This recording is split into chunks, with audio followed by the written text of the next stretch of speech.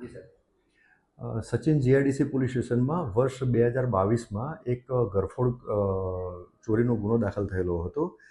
એ ગુનામાં કુલ 15 લાખની કિંમતનું 300 ગ્રામ ગોલ્ડ ડસ્ટ અને 7,75,000ની કિંમતનું ચાંદીનું ડસ્ટ એમ મળી અને 22,75,000 જેટલો મુદ્દામાલ ચોરી થયેલો હતો. આ જે ચોરી જે છે એ જીઆઈડીસી સેજ વિસ્તારમાં આવેલ પ્લોટ નંબર 42 કાનાણી ઇન્ડસ્ટ્રીમાં થયેલી હતી. આ ગુનાની તપાસ ચાલુ હતી અને ગુનાની તપાસના દરમિયાન આશરે 10 આરોપીઓના નામ ખુલેલા હતા.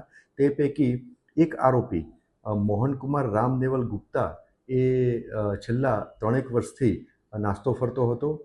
આ નાસ્તા ફરતા આરોપીને ડીસીપી ઝોન 6 એટલે કે રાજેશ પરમાર સાહેબની એલસીબીની ટીમે એમના અંગત બાતમીદારોના મદદથી જે ઇન્ફોર્મેશન મળેલી હતી એ આધારે આજરોજ આ આરોપીને ધરપકડ કરી અને વધુ તપાસ સાથે સચિન જીઆઈડીસી પોલીસ સ્ટેશનને સોંપેલો છે.